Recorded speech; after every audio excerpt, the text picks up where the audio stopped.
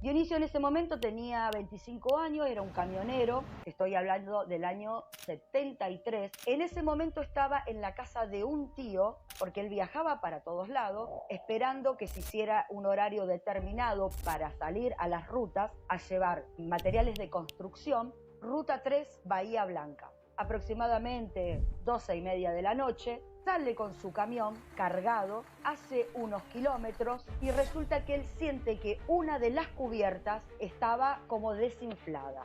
Entonces él tira su camión a la banquina, frena, se dispone a ver qué estaba pasando con esa rueda. En eso ve una luz muy potente cerca del tendido eléctrico y cuando se da vuelta ve a 3 seres, 2 hombres y una mujer. Y yo te estoy usando las palabras que Dionisio usó siempre. Automáticamente él siente que lo levantan de la solapa del cuello de la camisa, le pinchan en una mano y él pierde el conocimiento cuando siente que sube por una luz a un aparato. Y él nunca habló de nave extraterrestre, él habló de un aparato. Dicen que somos 8.000 millones de personas, pero solo un pequeño porcentaje está acercándose a la verdad que nos hará libres. Y es que la mayoría viven atrapadas en la rutina, como si estuvieran siguiendo un guión diseñado para mantenernos ocupados, distraídos y conformistas en la matriz de control. Este sistema nos controla, nos dice lo que tenemos que hacer, pensar y decir.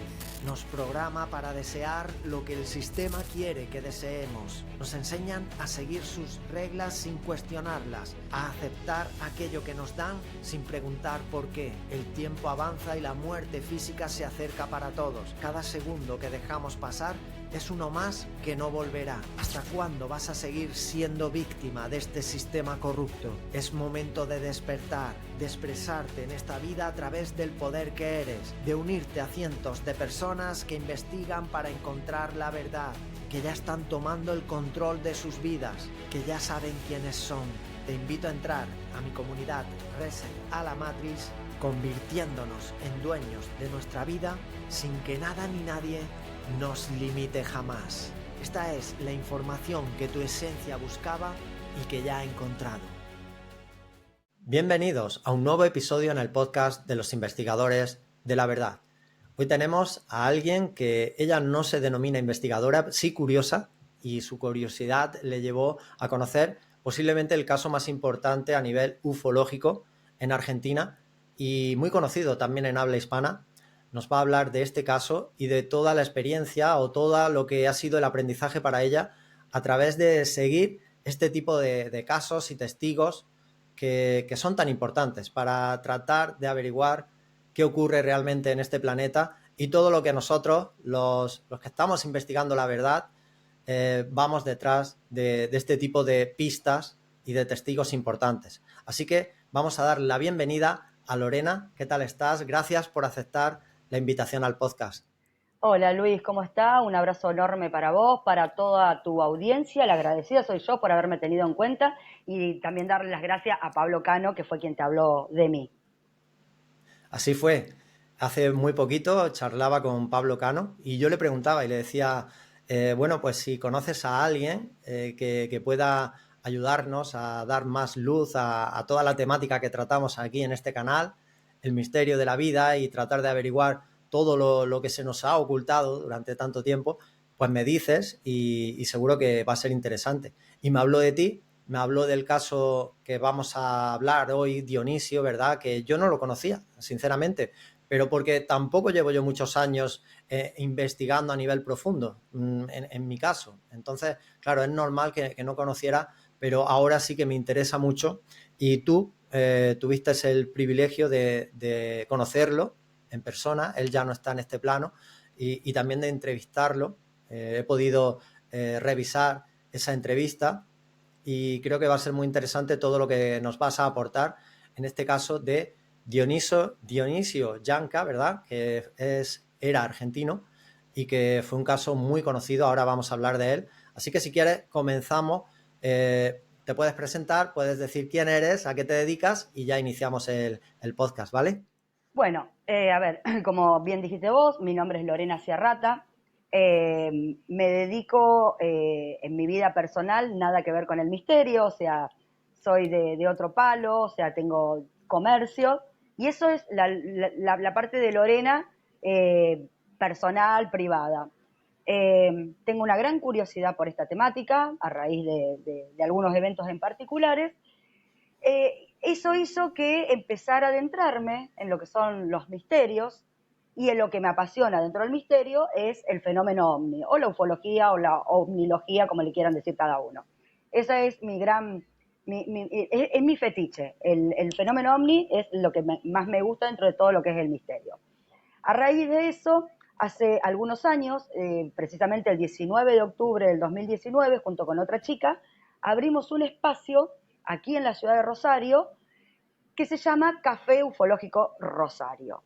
Los cafés ufológicos, quizás vos tenés conocimiento, son espacios donde la gente se reúne en una fecha determinada, en un lugar determinado, para charlar de estos temas, que son los temas que nos motivan a buscar. Algunos buscan verdades, otros buscan volcar sus experiencias, otros solamente escuchan, y están también los que no creen en nada, pero tienen ese bichito de la curiosidad y también asisten. Los que nos pasó a nosotras al principio de todo este movimiento que habíamos creado, que cada vez que nos reuníamos, ya la primera reunión tuvimos más de 70 personas. A raíz de esa primera reunión nos reuníamos una vez al mes, un sábado, el tercer sábado de cada mes, en un bar de nuestra ciudad.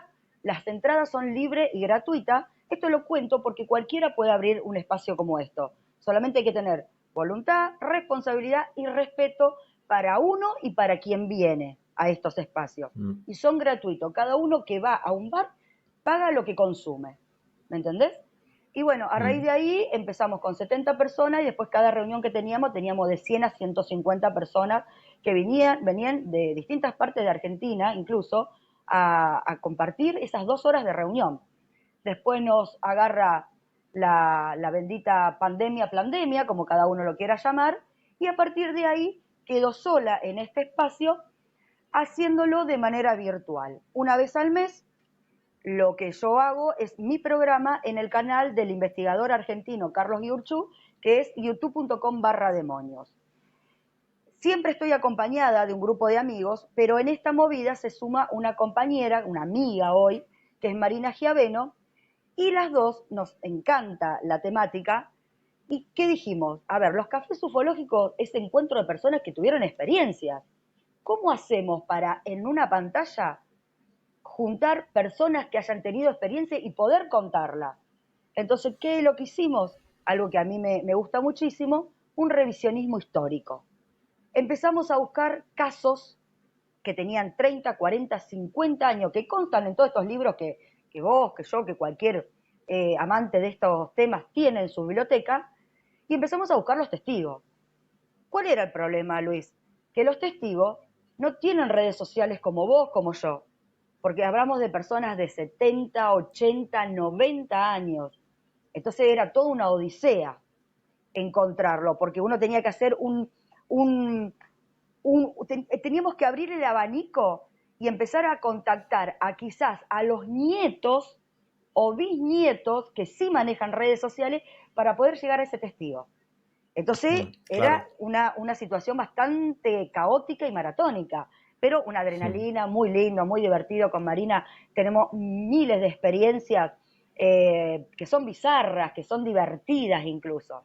Bueno, eso hizo que entre todos los testigos que hemos encontrado, que fueron bastantes, y que tengo que decirlo, la ufología más clásica, más ortodoxa, más criolla, se había olvidado.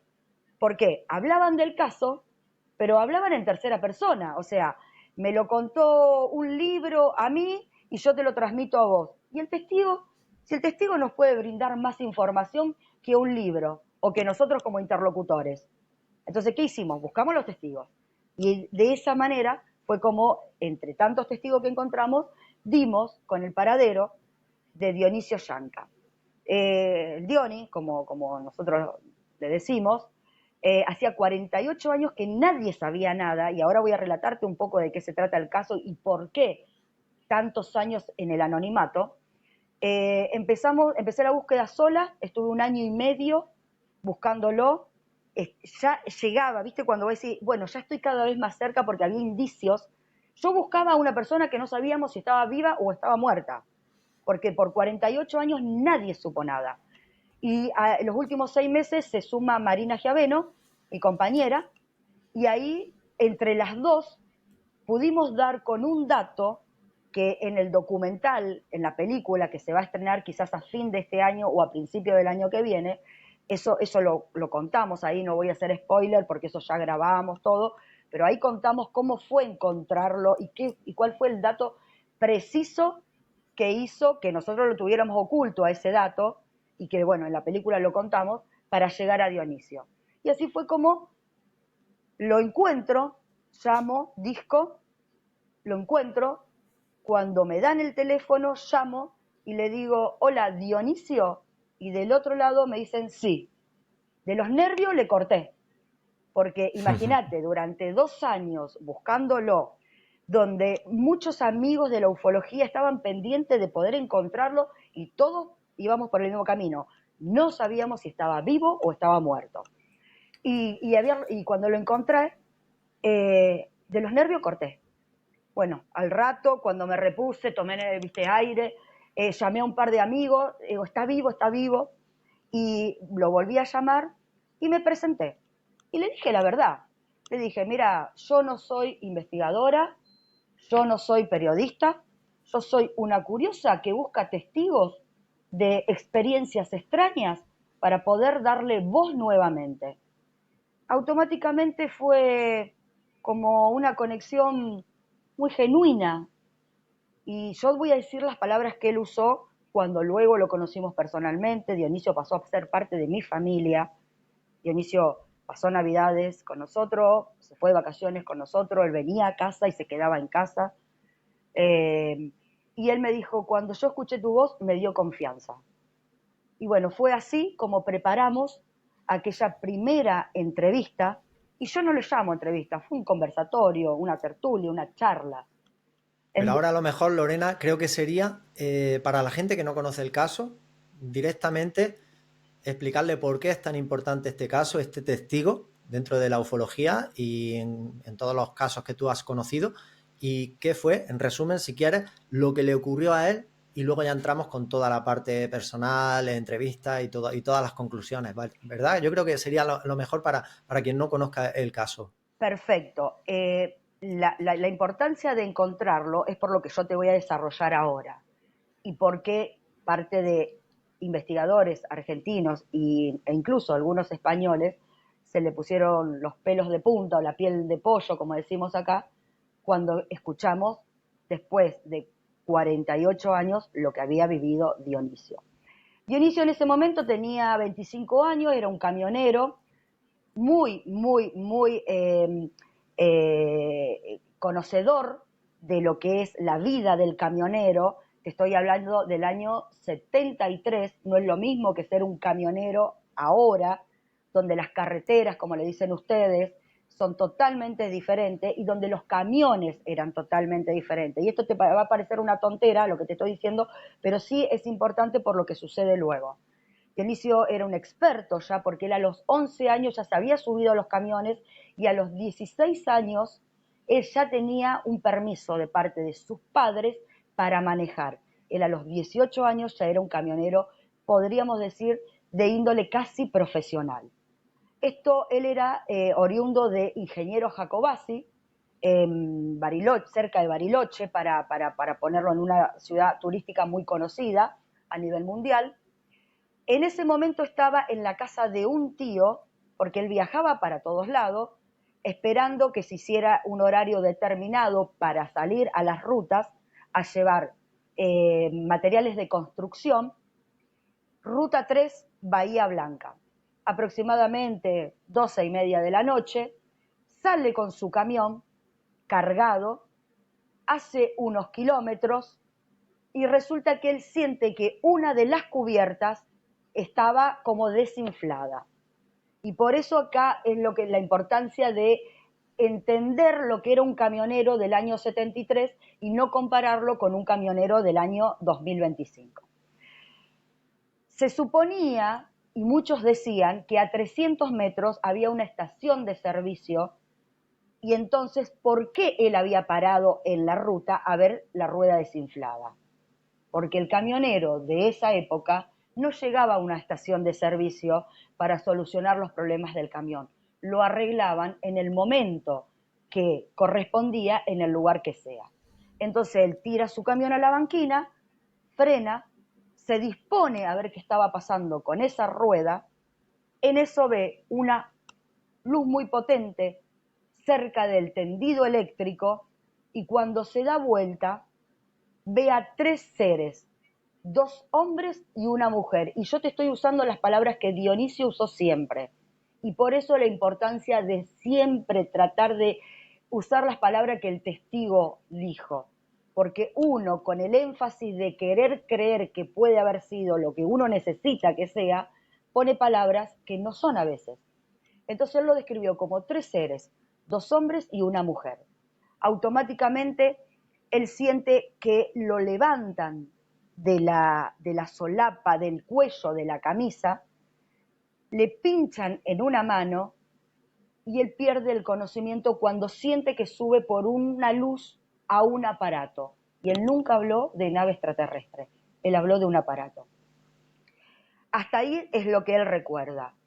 Quiero regalarte la guía definitiva para entender la parasitación multidimensional y para que puedas empezar a desparasitar todos tus cuerpos físico, mental, emocional, energético y espiritual paso a paso y de una manera sencilla a través de esta guía. Debajo del vídeo tienes un enlace y te la puedes descargar en este momento. Y ahora sigamos disfrutando del episodio de hoy.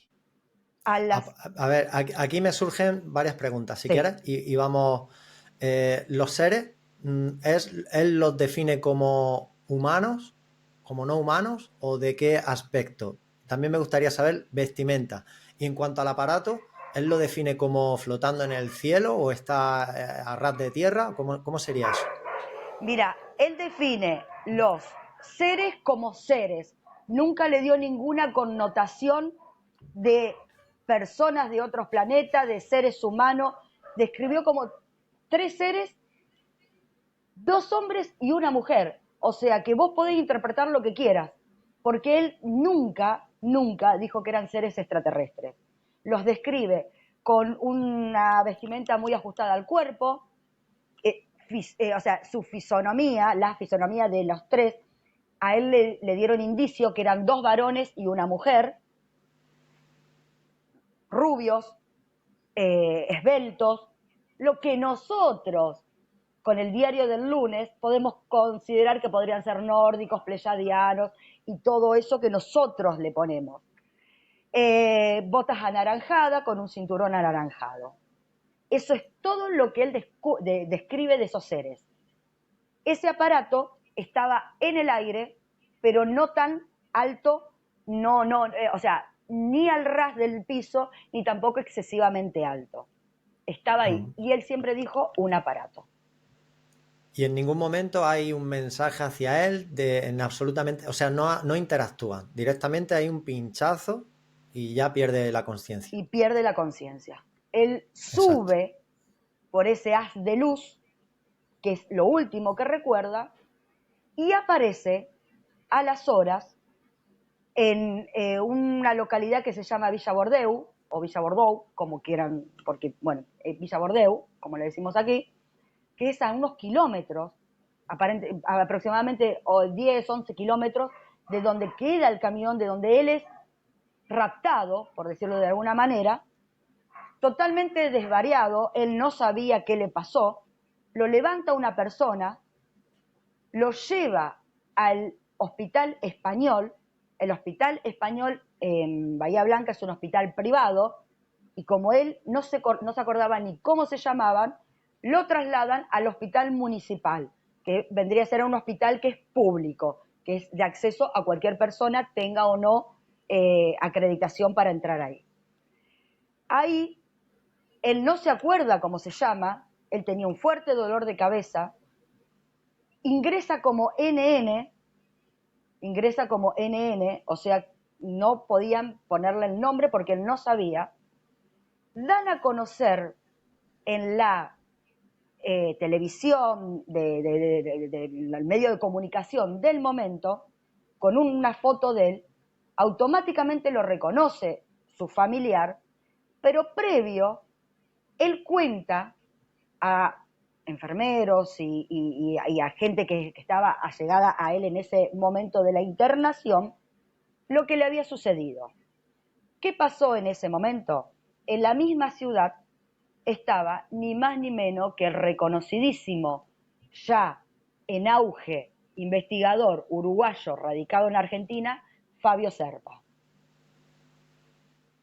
Fabio Serpa se acerca al hospital y acá es donde el caso toma relevancia y se convierte en un caso icónico a nivel nacional, y ahora te voy a contar por qué. Fabio Serpa estaba dando conferencias, él ya daba conferencias en distintas partes de Argentina y demás, con todo lo que es la investigación ufológica. Fabio Serpa era un actor que aparentemente en una grabación tiene un encuentro con un ovni, deja la actuación, era un galán en ese momento, un galán de televisión, donde las mujeres morían por él porque era muy hermoso, deja todo lo que tenía que ver con la actuación y se dedica a la investigación. Era carismático, un hombre con una impronta muy avasallante. Lo aborda a Dionisio y le dice, si colabora Dionisio, él le va a decir qué le pasó. ¿De qué manera le empieza esta investigación? Fabio Serpa arma un equipo, diríamos interdisciplinario, por primera vez un ufólogo, un investigador de ovnis, al mando de un equipo médico, donde Ricardo Smirnoff, quien también pudimos tenerlo en nuestro programa para corroborar lo que Dionisio había contado, era un médico legista o médico forense, médico de la policía. ¿Cómo empiezan estas investigaciones una vez que lo sacan del sanatorio? Colocándole el maldito o bendito para algunos suero de la verdad, el pentotal sódico, una herramienta que en ese momento, en nuestro contexto político del año 73, se usaba para cuando una persona caía detenida y podía ser un peligro para la sociedad, para extraer qué estaba haciendo, se le colocaba el pentotal sódico. Y acá les digo a tus teleoyentes que busquen lo que es el pentotal sódico. Ya a finales de los años 60, 70, en varias partes del mundo, sobre todo en Estados Unidos, estaba prohibido, pero acá se usaba. Acá se usaba dentro de lo que se decía el narcoanálisis. O sea, ¿era legal? Sí, ponele entre comillas, pero para alguien que estaba infringiendo la ley, para una persona que dijo haber sido raptada por, vamos a ponerle ser extraterrestre como para darle un marco, no era legal, porque Dionisio Yanca no estaba infringiendo ninguna ley ni estaba siendo un peligro para la sociedad. ¿Qué pasó con todo esto? Dionisio fue sometido por más de 16 veces al suero de la verdad, donde en la semana a veces le hacían 2 colocaciones, es un anestésico eso. Le ponían una pastilla bajo la lengua y llegaron a pincharlo en la nuca. Vos imaginate los problemas físicos y psicológicos que le acarrearon. Para empezar, y por eso este caso se convirtió en un mito y en un caso icónico. Por empezar, a Dionisio se le ponía la piel como escamas de pescado y luego se caía eso, como viste las escamas del pescado, así se le ponía la piel. Se entumecía, quedaba totalmente, perdió trabajo, obviamente, iba en el camión cuando intentó volver a trabajar, tuvo que dejar el trabajo. Quedaba entumecido al volante y no podía mover la mano. Y lo peor Pero de todo, ¿eso venía del suero de la verdad o venía también de la parte de la radioactividad que seguro que le ocurrió debido a toda la experiencia? lo que se comprobó, que todas estas afecciones psicológicas y físicas fue por la excesiva cantidad de suero de la verdad o pentotal sódico, como realmente se llama, se le colocó. Dionisio estuvo por 2 años con amnesia.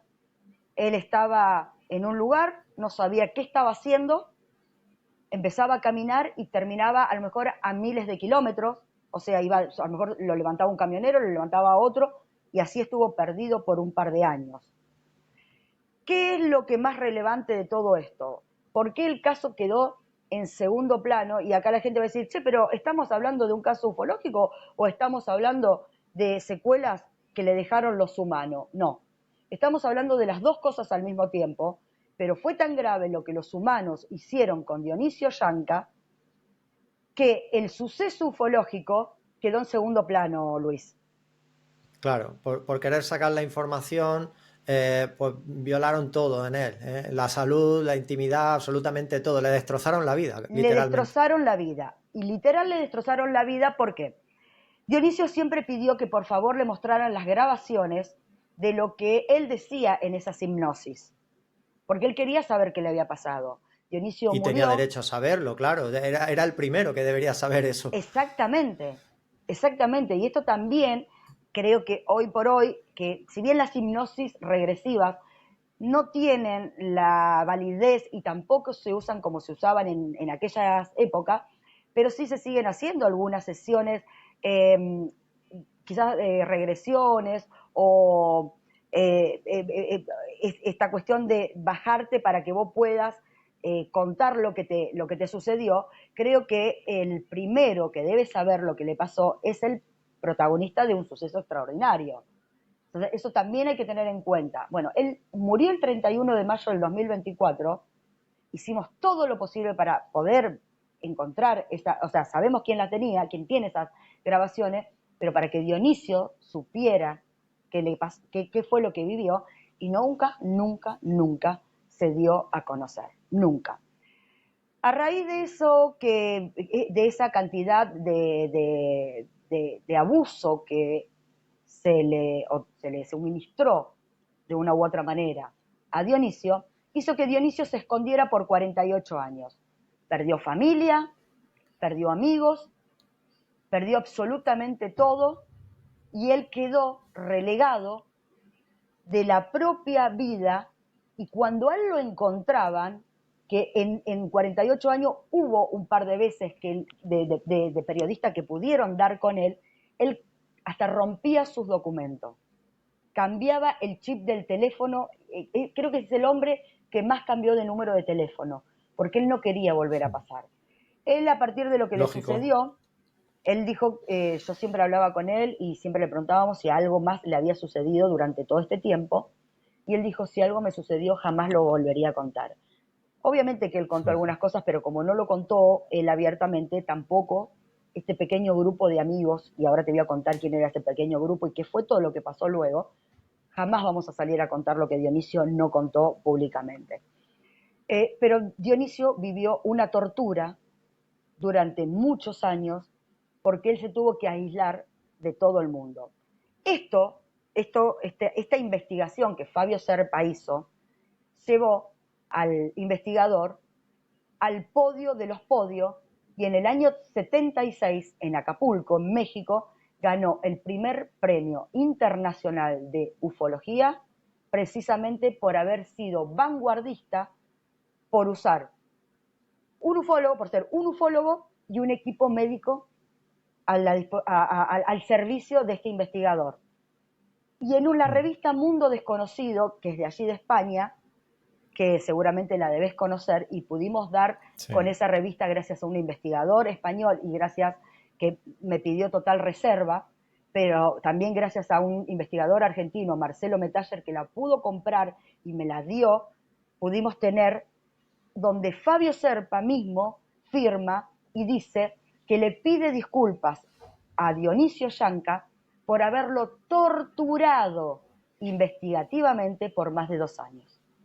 Este es el horror y el calvario que vivió un testigo de un evento extraordinario donde lo único que podemos saber de lo que vivió de ese evento, lo único que recuerda Dionisio, son 3 seres que lo toman del cuello, lo sumergen a un aparato sobre un haz de luz, lo pinchan, le tocan la cara y no recordó nunca más nada. ¿Y ocurrió algo en ese entorno y en ese momento y situación y lugar donde hubo más personas que pudieron dar testimonio de algo extraño que pudiese ocurrir porque alguien más lo vio o no sé, a nivel, por ejemplo, muy común, el tema de los aparatos eléctricos o la electricidad misma, apagones que puedan ocurrir en ese lugar, en ese momento, alguien que vio esa luz desde otro sitio que luego dio testimonio? ¿Qué pasó con este caso, Luis? No se supo nunca más nada. ¿Por qué? Porque vos imaginate que esto pasó en el 73, el Claro. 28 de octubre de 1973. Durante 2 años, Dionisio vivió un calvario que le pedía a los investigadores por favor que lo dejaran. Dionisio ya estaba en un estado de vulnerabilidad que la única manera que pudo de zafarse de estos investigadores es huyendo, porque donde lo encontraban lo volvían a someter. ¿Pero por qué lo volvían a someter? Porque Dionisio ya estaba vulnerable. Dionisio ya estaba vulnerable. Entonces, ¿qué pasó? De este caso, que recorrió el mundo y que está en montones de podcasts, de videos de YouTube, de libros, no se supo más nada, si hubo algo alrededor, más testigos ni nada, precisamente porque el investigador y los médicos se dieron cuenta que habían cometido una atrocidad. De hecho, estando vivos los médicos, el único vivo actualmente es el doctor Ricardo Smirnov, que todavía vive en Bahía Blanca y que tiene cierto ejercicio todavía de la medicina. Los otros doctores, los otros médicos que estuvieron y participaron en esta investigación, los investigadores de la época los buscaban para tener testimonio y no querían hablar. Eso es el indicio de que lo que habían hecho, ellos sabían que habían, como decimos aquí en Argentina, metido la pata. Claro, claro, totalmente. Ahora, pues claro, surgen muchas preguntas. Vamos a ver hasta dónde tienes respuesta en situaciones, por ejemplo, de una persona con la que tú has conversado, has conocido, y si anteriormente, él, por ejemplo, la pregunta que me nace es si él había experimentado algo especial, diferente, antes de ese suceso en su vida, le había ocurrido algo que podemos considerar paranormal o que te hubiera contado a ti, o había sido una vida normal y corriente hasta ese mismo instante y nada más. No, en eso sí tenemos información. Él jamás había tenido alguna otra experiencia. Tampoco era un hombre, un muchacho que estuviera pendiente de estos temas. Estamos hablando del año 73. Un camionero que vivía en las rutas, dormía en su camión. O sea que ni siquiera acceso a estar mirando televisión ni nada. Y no nos olvidemos, año 73, 1973. O sea, él antes de eso nunca había vivido nada. Y creo que eso, por ese motivo, por no estar contaminado con algún discurso relacionado al misterio, es que él nunca llamó a esos seres extraterrestres y nunca llamó a esa nave extraterrestre, sino le decía aparato. Claro, claro. Pues la verdad que es una historia tremenda. Como una persona que tuvo esa, para él seguro que ahora diría que mala fortuna de ser el testigo de esa situación y que a raíz de todo eso, luego el ser humano, como siempre suele ocurrir, no respetara la vida de una persona hasta tal punto, simplemente por querer sacar una información que por supuesto que pudiera ser valiosa, pero no a costa de todo y de cualquier manera, y mucho menos arruinando la vida a una persona o pasando por encima de sus derechos y quitándole la salud. Y bueno, una experiencia, la verdad, muy fuerte.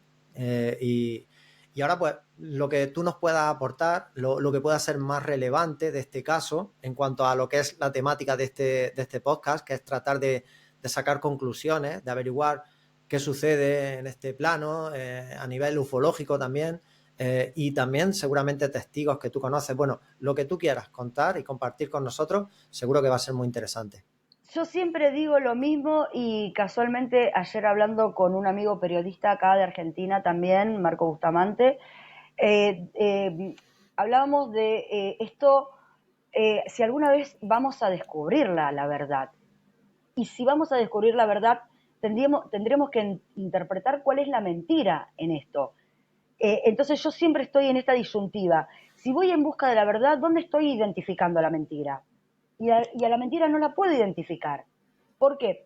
Porque para mí, y bien como vos dijiste al principio, yo no me considero una investigadora, una curiosa que le gusta charlar de estos temas, que le gusta interactuar con personas, que les gusta, somos los frikis, ¿viste? Nosotros somos los raritos que estamos metidos en este tema y cuando tenemos la oportunidad de hablarlo y hablar con alguien como vos, como otros que están metidos, uno puede hablarlo de una manera totalmente desprejuiciada, sin miedo a tener, o sea, sin vergüenza, sin censura, porque cada uno tiene su punto de vista. Entonces yo siempre digo lo mismo, ¿cuál es la verdad que buscamos? ¿Qué verdad buscamos? Porque el misterio está desde que el ser humano es ser humano. Y si alguna vez, cuando encontremos un indicio de lo que creemos que es la verdad, pero es tan subjetiva que lo que para mí es verdad, para vos puede ser una mentira. Y para los que estén escuchando esta transmisión, puede ser una locura. Y para otros puede ser una realidad. Esto es tan complejo, tan complejo. Yo siempre digo lo mismo, lo mismo. Acá el problema es que nosotros creemos que vamos a resolver el problema del misterio y no lo vamos a lograr hacer. Entonces, ¿qué nos queda? Para mí, mi punto de vista, interactuar, compartamos, divulguemos la temática. ¿Por qué? Porque divulgando la temática, compartiendo que hay personas que vivieron estas situaciones, vamos a encontrar a alguien que también lo vivió y se va a sentir por lo menos acompañado. Esto es lo que a mí, como coordinadora de este espacio, me sucede cuando hablo con testigos. Yo a todos les digo lo mismo, no esperes que yo te resuelva el problema, porque yo no te lo voy a resolver. Y si viene algún investigador, por más académico que sea, por más cientificista que sea, por muchos títulos que tenga, así tengo una extensa carrera, y si te dice que lo que vos viviste es esto y te lo encuadra, dudalo, porque es la verdad para esa persona, no para todos. Entonces, Claro. ¿dónde está el sentido de esto? Por lo menos contener, por lo menos hablar sin prejuicios, entender que estas cosas suceden. ¿Por qué? ¿Para qué? No lo sé, no lo sé. Que esto nos ayuda a muchos testigos, los ayuda a tomar conciencia de un montón de cosas que quizás el resto de la humanidad no les lleve el apunte, también pasa eso. Porque muchos de estos testigos que han vivido estas situaciones, luego se han volcado a una vida más espiritual. Otros Sí. no, como por ejemplo el caso de Dionisio, que si bien buscó ayuda dentro de diversas religiones, no encontró la contención.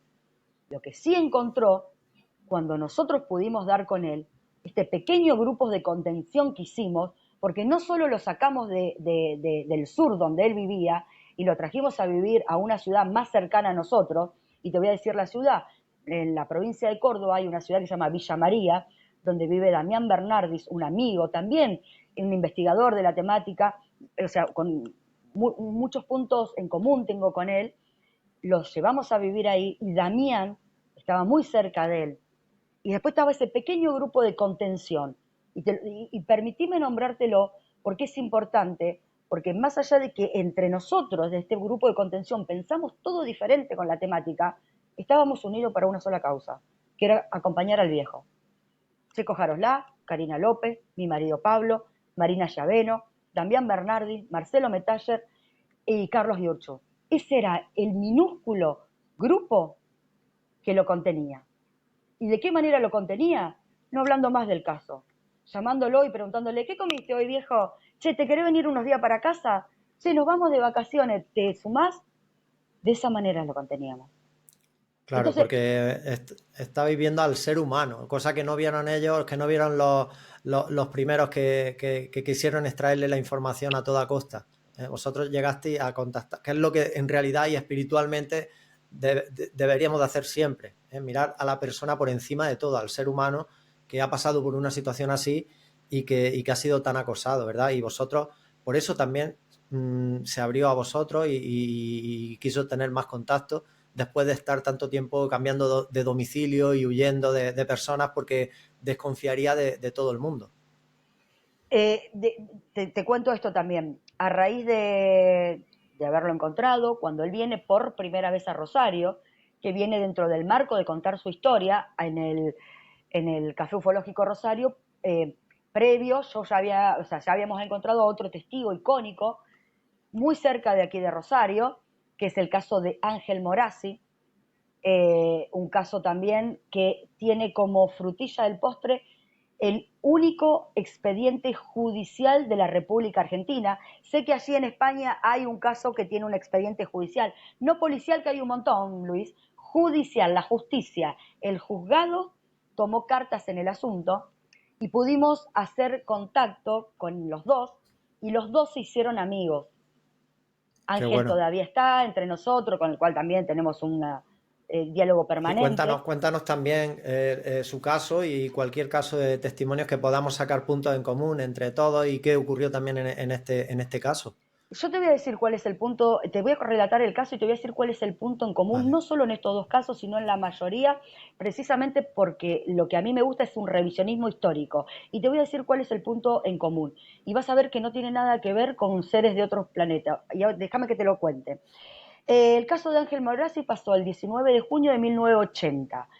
Después de 40 años y de un arduo buscarlo, pude dar con él, llegué a la familia y él por primera vez después de 40 años contó en el Café Ufológico lo que vivió. Él era un tractorero, o sea, una persona que trabajaba en el campo. Eh, Imagínate esa fecha en junio, aquí en Argentina es frío extremo y en el campo, ni te cuento. Él estaba con su tractor arando la tierra y su perrito, 4:30 de la mañana aproximadamente, porque quería terminar temprano, porque tenía que hacer unas cosas con un familiar que llegaba. En eso ve una luz que se aproxima, lo enceguece, lo asusta, él se tira, el tractor se detiene solo, se tira al piso, tapa al perrito, esa luz pasa por encima de él queda tan asustado, tan aturdido, con la visión muy nublada, deja todo, se vuelve a su casa, se acuesta, la esposa, Norma, le pregunta, ¿qué te pasó? ¿Por qué te volviste? Le dice que se acueste, que lo deje solo, que lo deje solo. A las 2 horas aproximadamente tenía un ardor muy grande en su cuerpo, la vista no veía bien y un fuerte dolor de cabeza. Le pide a Norma que lo revise, tenía marcas en el cuerpo, pinchazos, pero ten en cuenta esto, él llevaba pullover de lana grueso, una campera de cuero, porque el frío es extremo, y la ropa estaba intacta. La ropa estaba intacta, no hubo ni siquiera una rotura de nada.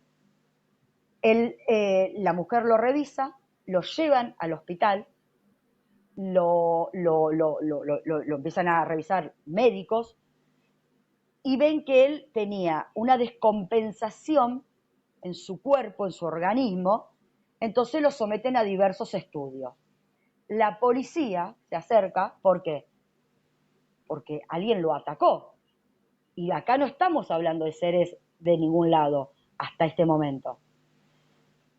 Empiezan a hacer un recorrido, esto termina en biopsias, en informes médicos, y esto llega al juzgado.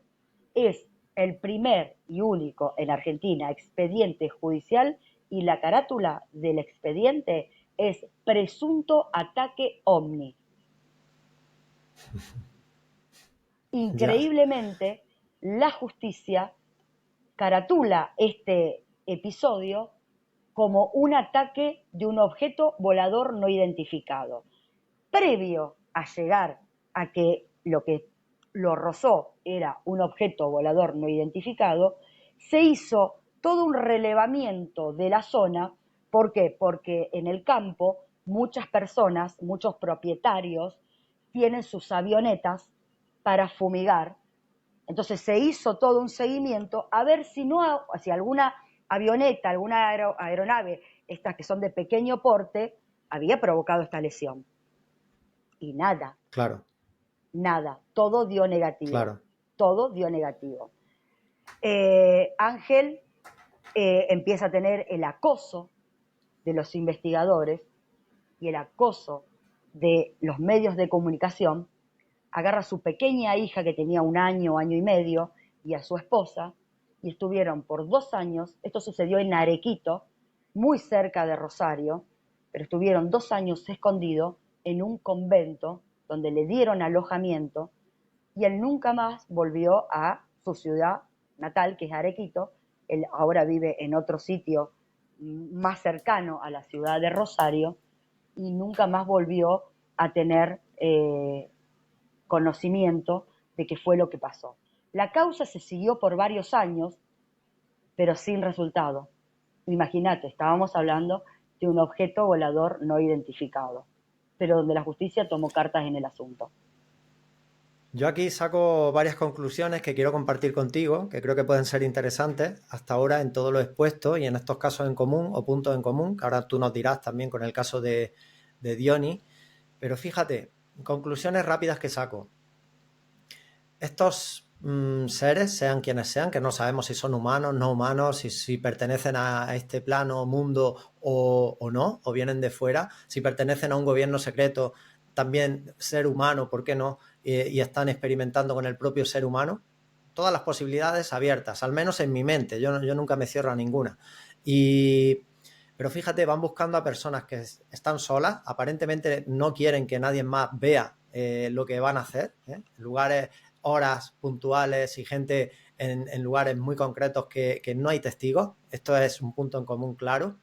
Otro punto en común hasta ahora es que hay una experimentación clara, es decir, se infringe la integridad física de la persona, bien sea con pinchazo o de cualquier otra forma, pero hay lesión, hay un intento de experimentar con la persona de alguna forma, eso también es evidente. Y luego hay personas que le encanta todos estos temas de la ufología y que incluso van a lugares al encuentro de este tipo de ovni o de aparatos o como queramos llamar, cuando la conclusión que yo saco es que si a mí me ocurriese algo parecido, lo último que haría sería ir al encuentro.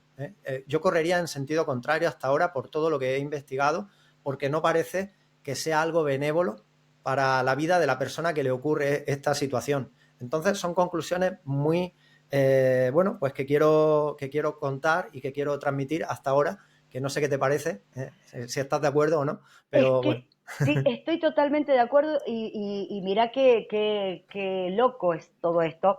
Eh, yo no me dedico a la investigación de campo, pero sí me gusta, cuando tengo la oportunidad de acompañar a un amigo que sí se dedica a la investigación de campo, que lo podés buscar en lo buscan en YouTube como Checo Jaroslav. Él tiene tecnología de vanguardia, y cuando digo tecnología de vanguardia, digo tecnología de vanguardia. Él es un hombre que trabajó en seguridad e inteligencia aquí en Argentina, o sea, es un hombre muy preparado, y que tiene una aparatología que es única. Y si van al canal van a ver cosas que ha captado las cámaras y los aparatos que él tiene, que nosotros estando ahí no lo veíamos. Y esto que acabas de decir vos, fíjate vos que yo te estoy contando lo tortuoso que es para estas personas haber vivido estas experiencias, y sin embargo, a mí, cuando tengo la oportunidad, me encanta acompañarlo a Checo para ir al medio del campo a ver si vemos algo. O sea, creo que esto, creo que esto es parte del misterio. El no saber dónde estamos parados, ir en busca de tampoco sabemos qué es lo que buscamos y por qué lo buscamos, pero actuamos como si quisiéramos ese encuentro a sabiendas de que ese encuentro no es nada bueno para aquellos que lo vivieron. Es el doble Y discurso que también tenemos. claro, y a sabiendas yo creo también que ellos son los que deciden con quién se van a encontrar y no nosotros los que decidimos si los vamos a ver a ellos o no. Yo creo que ellos controlan muy bien esa situación y deciden a quién van a contactar, para qué, con qué motivo y en qué lugar. Y luego también otra conclusión que Sí. saco, que casi que es mejor no contarlo. Es decir, la gente que lo ha contado van detrás luego todos estos investigadores que le arruinan la vida, pues casi que es mejor guardárselo para uno mismo. Ese es el punto en común cuando vos me preguntaste cuál es el punto en común en los casos que hemos encontrado, en estos testigos.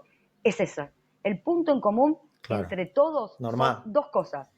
Ninguno de los testigos salieron ileso. Ileso en el sentido de que su vida, de una u otra manera, percibió una transformación.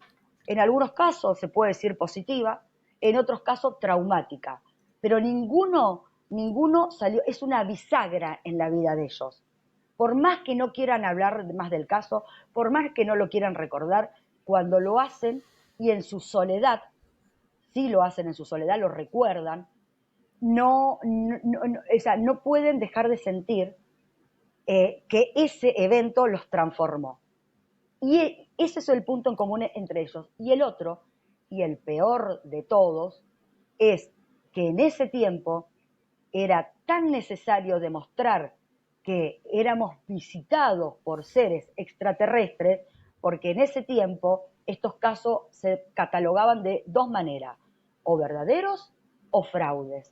Entonces, aquellos investigadores que creían de manera muy ferviente de qué manera se presentaba el fenómeno, debían corroborarlo. Entonces, ¿qué hacían?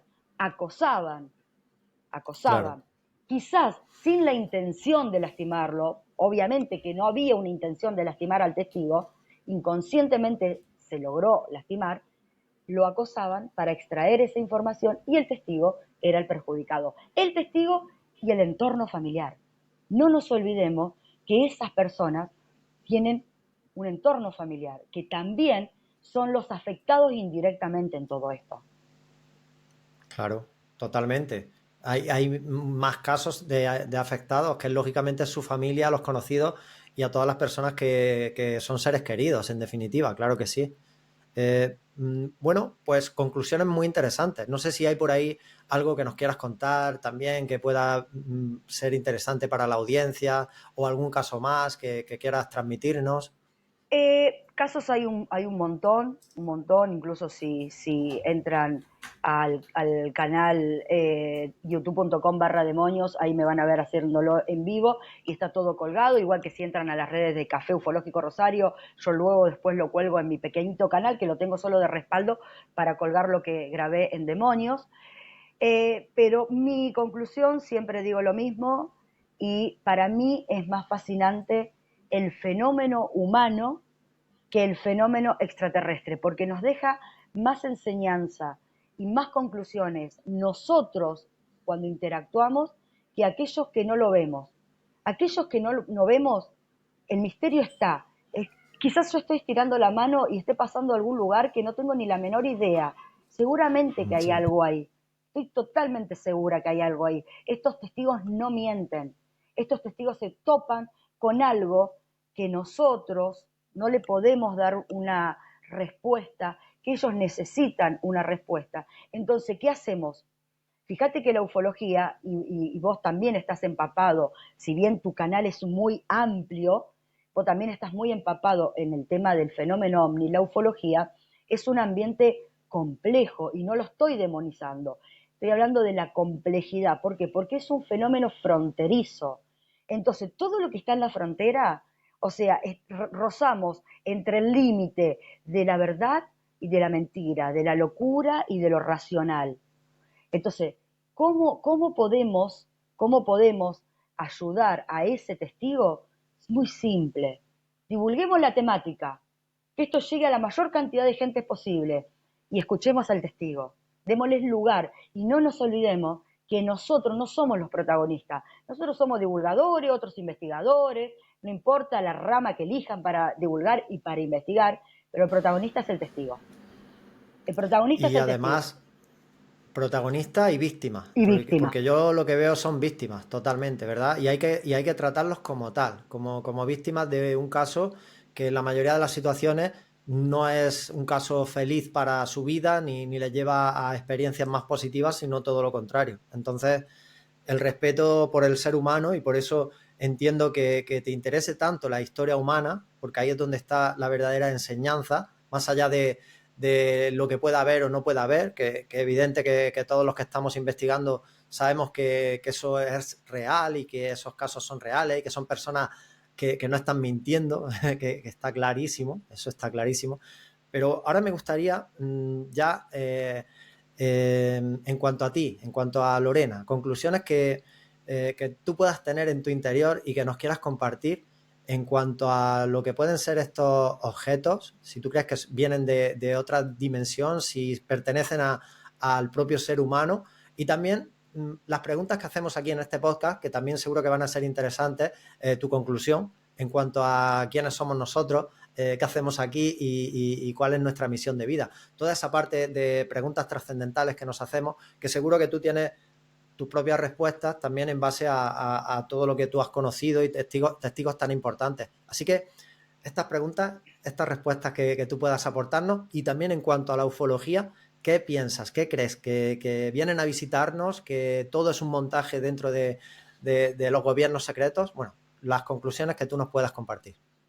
A ver, hoy por hoy, con la cantidad de cosas que se ven en el cielo, que quizás nosotros, con nuestros ojitos, por más que usemos anteojos, no lo captamos, creo que hay gran parte de cuestiones que tienen que ver con gobiernos.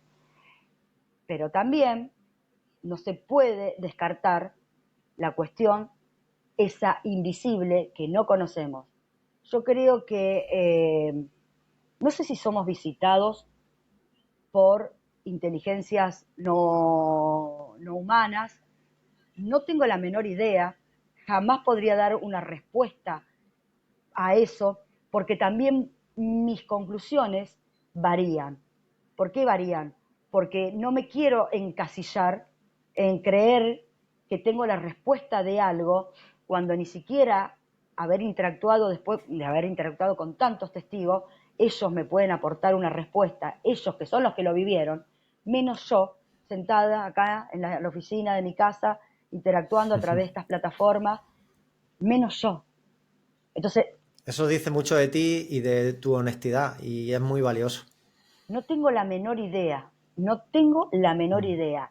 Lo que sí, lo que sí estoy totalmente convencida, que hay algo ahí afuera que es desconocido y que por algún motivo hace una fusión con algunas personas, y bien como lo dijiste vos, con algunas personas. ¿Por qué y para qué? No lo sé, no lo sé, no tengo la menor idea. ¿Y qué hacemos nosotros los seres humanos? Y creo que, bueno, cada uno hace algo diferente, creo que hay tantas misiones como seres humanos en la vida, y creo que lo que hay que hacer es lo que el corazón nos diga. ¿Qué te gusta? ¿Te gusta esto? Si no le jodés la vida a nadie, hacelo. Pero no le jodas la vida a nadie, hacelo. Seguí lo que tu corazón te diga. Si conseguís la aprobación de las personas que querés, bien. Si no conseguís la aprobación, seguí tu corazón. Creo que eso es lo que podemos hacer. Creo que eso es lo único que podemos hacer. No nos podemos disfrazar ni querer creer que somos la Mujer Maravilla o Superman o lo que vamos a descubrir algo. No, vivamos más simple, más simple. Y no estoy diciendo la simpleza, despojémonos de nuestros bienes, no cambiemos el auto. No estoy hablando de eso, cambiemos el auto, compremos la tecnología que nos gusta, vivamos como querramos, pero no nos olvidemos de ser genuinos con nosotros mismos. Si somos genuinos con nosotros mismos, yo voy a ser honesta con vos. Qué gran mensaje, y para mí esa es la auténtica espiritualidad, tanto que se habla de espiritualidad y tanto que queremos saber del más allá, cuando realmente en lo que nos tenemos que enfocar es en exactamente lo que acabas de definir, en ser una buena persona, tratar bien al prójimo y tratar de tener una vida lo mejor posible, por supuesto que sí, sin hacer daño a nadie. Yo creo que es un mensaje buenísimo para encarar la recta final, y ya sería cuestión de si tú tienes algo más que nos puedas compartir o ir concluyendo si te parece bien, como tú decidas. No, decirle a la gente que esté escuchando esto que si vivió algo que no puede comprender, que no tenga miedo, que no tenga vergüenza, que trate de buscar información, que trate de acercarse a investigadores, que su corazón conecte con el corazón de ese investigador y que lo hable, que no niegue lo que haya vivido, eh, porque no te pasó a vos solo, no le pasó a ella sola, le pasaron a muchas personas, que hagan un revisionismo de todo lo que es estos fenómenos y se van a encontrar con similitudes y sobre todo sacarse el miedo y la vergüenza de ser tildados como locos. ¿Somos raros? Claro. Sí, somos raros. Nos gusta esta temática, como a otros les gusta otra cosa, algunos coleccionan autos, otros plantas, otros se dedican a un montón de cosas y cada grupo tiene su propia idiosincrasia. Bueno, la nuestra es esta, nos gusta esto que no vemos, nos gusta esto. Bueno, Sí, pero mira que al final es algo también muy humano, y poder acercarse a personas que son incomprendidas, que al final son víctimas y que sienten a alguien que les llega, que los escucha, que los atiende de manera humana y trata de interactuar con ellos, de conectar, de conocerlos, de entender qué les ha pasado, cómo han vivido su vida. Yo creo que eso también es muy bonito en tu caso, el hecho de haber tenido esta posibilidad de haber conocido a Dionisio y a otros casos más. Bueno, pues fíjate, pues ahí hay una gran contribución de tu parte también, seguro, que ellos se llevan en su recuerdo y en su vida, porque fíjate, alguien que ha tenido que estar huyendo y escondiéndose, pues no todo ha sido malo y negativo. También ha habido personas como tú en este caso que los trató de la manera correcta y también recibiste pues información privilegiada también para compartir con el mundo en cuanto a una experiencia todavía muy misteriosa para el ser humano, que no llegamos a comprender, que se nos oculta tanta información. Esa es mi opinión. Pero bueno, ahí estamos, en ese proceso. Somos inquietos, nosotros queremos seguir descubriendo y averiguando, y eso no es malo, ¿verdad? Eso no es malo. para nada, al contrario. O sea, creo que está bueno seguir esto, llevar esta temática a gente joven, gente mucho más joven que nosotros, porque también veo esto de que no veo chicos, chicos de 18 o 20 años, o sea, quizás nos ven como raros a nosotros, que esta temática llegue también a ellos, porque ellos Pues van a sí, ser los que prosigan con este camino que uno está haciendo. pues sí, también es muy interesante, sí, muy interesante. Bueno, Lorena, pues si quieres, ya para despedir, dime cómo te puede conocer, dinos cómo te puede conocer la audiencia. Yo voy a dejar debajo del vídeo los enlaces a los contactos que tú me des, redes sociales, proyectos que tengas en cuanto a la ufología, todo lo que estés ahí compartiendo, lo vamos a dejar debajo del vídeo, pero compártenos tú también dónde te pueden encontrar y cómo pueden saber más sobre este tipo de casos. Bueno, muy simple. A mí me van a encontrar tanto en Instagram como en Facebook y en mi pequeño canal de YouTube como Café Ufológico Rosario. También me pueden encontrar como Lorena Gisela Ciarrata, pero como Café Ufológico Rosario es mucho más fácil. Y una vez por mes me van a ver en el canal del amigo investigador argentino Carlos Yurchú, que se llama youtube.com/demonios, donde aparte, Carlos, de tener una programación lunes, miércoles y viernes a las 7 de la tarde, hora argentina, en vivo, una vez al mes me van a ver a mí. Generalmente lo hago 22 horas Argentina, por ahí es un poco tarde para ustedes, aunque tengo muchos amigos españoles a los cuales le mando un beso enorme, pero una vez al mes me van a ver ahí y siempre, siempre programas en vivo para tener un chat, para interactuar y ahí charlar, que fluya, siempre que Muy bien. fluya. Muy bien, Lorena. Pues ha sido un placer conocerte, conversar contigo y que hayas podido aportar, yo creo que información interesante y valiosa para la audiencia. Así que te lo agradezco de corazón, te deseo lo mejor y por supuesto estamos en contacto para cualquier cosa que podamos ayudarnos. Lo que necesite, aquí estoy, muy agradecida, como dije, a Pablo Cano por haber hecho este nexo, a vos, Luis, y a todo tu telesoyentes. Así que nada, la agradecida soy yo. Un abrazo enorme. Un abrazo, Lorena. Hasta pronto. Hasta pronto. Chao.